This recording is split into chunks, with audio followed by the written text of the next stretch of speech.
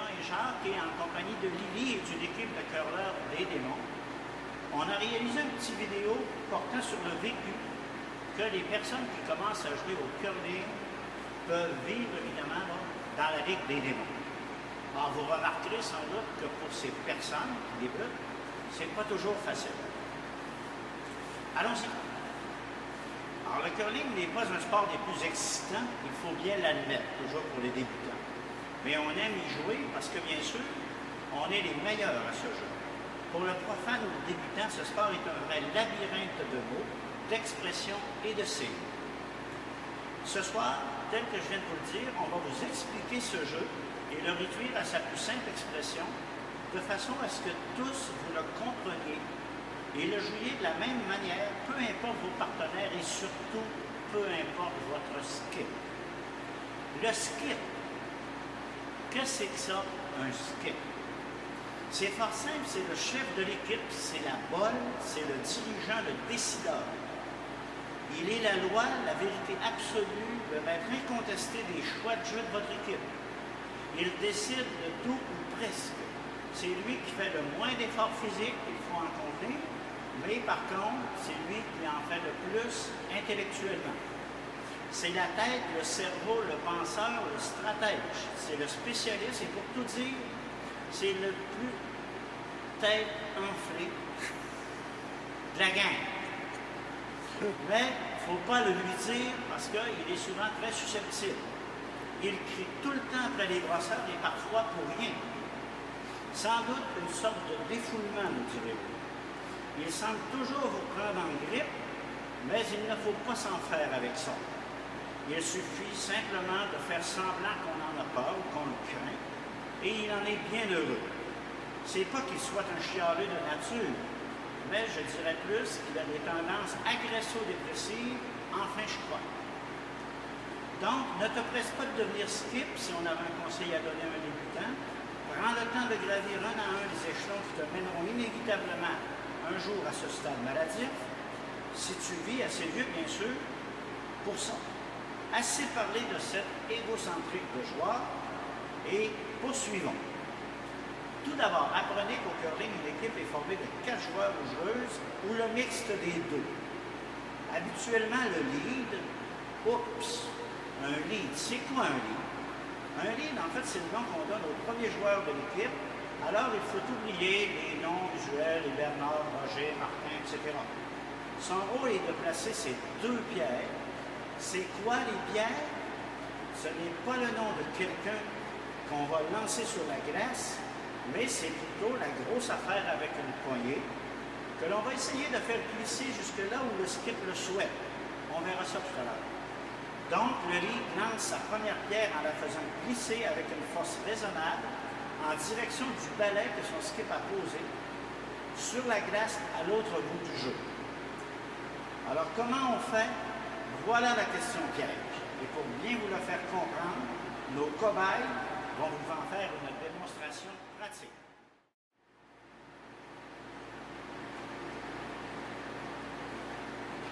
OK.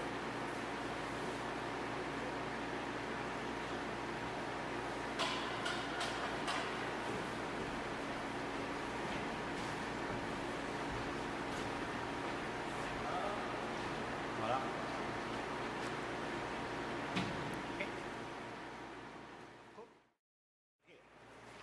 Alors donc, notre skip Jean-Marie demande la pierre.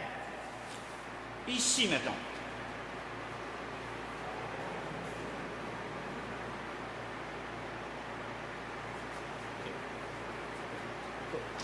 Le lead prend place sur le hack. Aïe aïe, c'est quoi un hack? Alors le hack, c'est l'emplacement spécialement conçu pour y placer le pied afin de faciliter votre poussée. Autrement dit, c'est le point de départ du jeu. Alors le premier, il met le bon pied selon qu'il soit gaucher ou droitier. Es-tu droitier ou gaucher? Tu es droitier, tu vas mettre ce pied-là. Voilà. Et il empoigne sa pierre comme on donne une poignée de main ou comme bon lui semble si ça lui chante. Voilà. Notez qu'il est souhaitable de bien nettoyer le dessous de la pierre avant de la lancer. Comment je fais ça? Ah, c'est fort simple. Je la soulève sur le côté, passe vigoureusement ma main dessous et la redépose précieusement, non pas sans avoir passé mon balai sur la glace là où j'ai dû nettoyer ma pierre. Me voilà enfin prêt. Je m'installe minutieusement dans le hack en prenant soin de m'enligner sur le balai de mon skip. Je me donne un léger élan vers l'arrière et pousse tout mon beau corps vers l'avant en entraînant la pierre avec moi dans mon mouvement, bien sûr. Ah, je prends alors une bonne débarque sur la glace, pauvre con. J'ai oublié d'enlever mon caoutchouc protecteur, c'est-à-dire ma claque, sous la chaussure spécialement conçue pour ce sport. Ce fait ce que je m'empresse de faire pour ensuite reprendre mon lancer. Alors, OK. Et je me laisse glisser sur mon glisseur. Encore de quoi de nouveau? Un glisseur, à quoi ça sert? C'est une semelle rapportée ou déjà existante située sur l'une de mes chaussures que je recouvre de la claque que j'ai enlevée tout à l'heure et qui me permet de glisser sur la glace au moment de mon envoi de la pierre. Ceci dit, je me laisse donc glisser jusqu'à la ligne de cochon où je dois lâcher la dite pierre avant qu'elle l'atteigne. Le cochon. Encore un mot que je connais pas. Le cochon, qu'est-ce qu'il vient faire là-dedans? Le cochon n'est pas le seul animal que l'on retrouve dans une ferme, mais la ligne qui traverse le jeu de gauche à droite lorsque tu as passé la maison. On l'appelle ainsi parce que si ta pierre ne dépasse pas la ligne de cochon qui est à l'autre bout du jeu, tes compagnons vont brosser comme des forcenés et trouver que tu as été assez cochon avec eux. En plus, le type au balai au fond, là-bas, va avoir un air de cochon qu'il masquera précieusement derrière un sourire niaiseux, tout en envoyant la main en l'air, afin de camoufler en réalité possiblement un droit d'honneur qu'il te fait au fond de lui-même. Évidemment, toi, tu crois qu'il te félicite.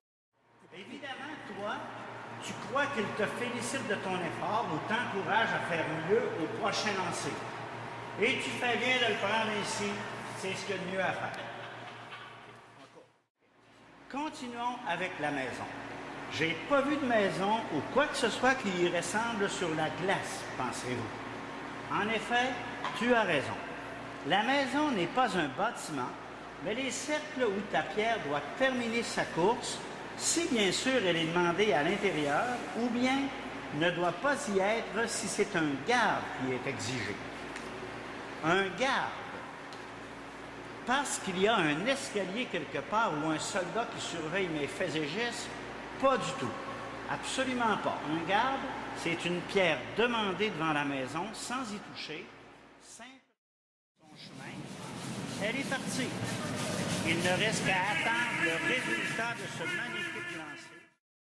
Merde, j'ai oublié le turn. C'est bon. OK. Le turn est très important. Il est le sens de la rotation que tu donnes à ta pierre au moment de la laisser aller. Il peut être in ou il peut être out, c'est-à-dire intérieur ou extérieur, non pas du pleur, mais selon la position de la paume de ta main, qui est sur le dessus, donc visible, ou face à la glace, donc caché. In, out.